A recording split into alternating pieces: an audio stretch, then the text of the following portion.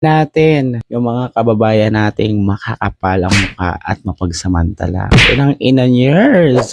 Alam niyo ba kung bakit nakakapasok yung mga ganyang tao o nakakasali sa mga ganyang programa ng gobyerno na para lamang sa mga mahihirap? Yung iba kasi dyan, no, malapit sa kusina, kilala si kapitan, kamag-anak ni ganito, kamag-anak ni ganyan, o tropa nung naglilista. Di ba? Habang yung mga pamilyang talaga namang isang kahit isang tuka, na kahit bumbilya hindi kayang bumili. Tapos sila pa yung mga madalas na wala sa listahan. Grabe. Tapos yung mga kolorum naman no, na nagpapanggap na hikahos. Ang ending, alam nyo na, makakatanggap pa nga ng discount sa kuryente bill. Inang ina, saan kayo kumukuha ng kapalamuka? Inang ina nyo talaga. So ayun na nga no, mga kumare.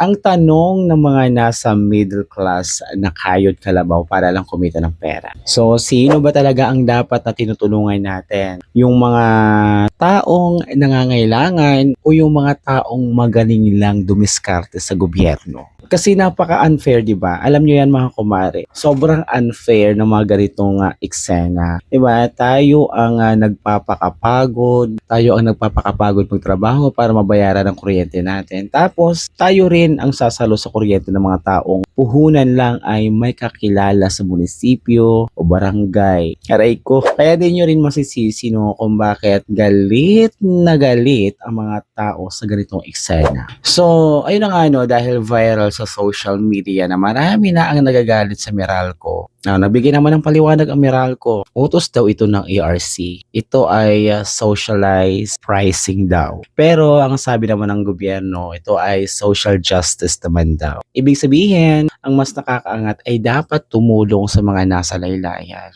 Di wow, talaga ba? Ginagamit nila ang bill natin para maging instant ninong at ninang tayo ng bayan. Oh, bless. Cheres.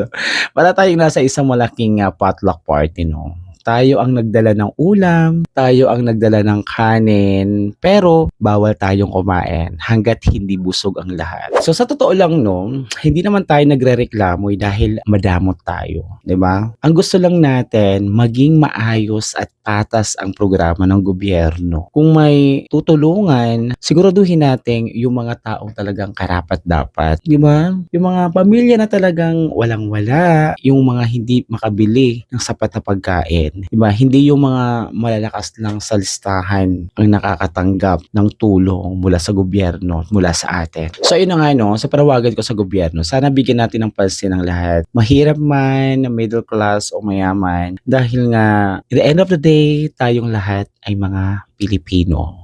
Diba? Magtutulungan tayo. Mas magaan ang pagtutulungan at mas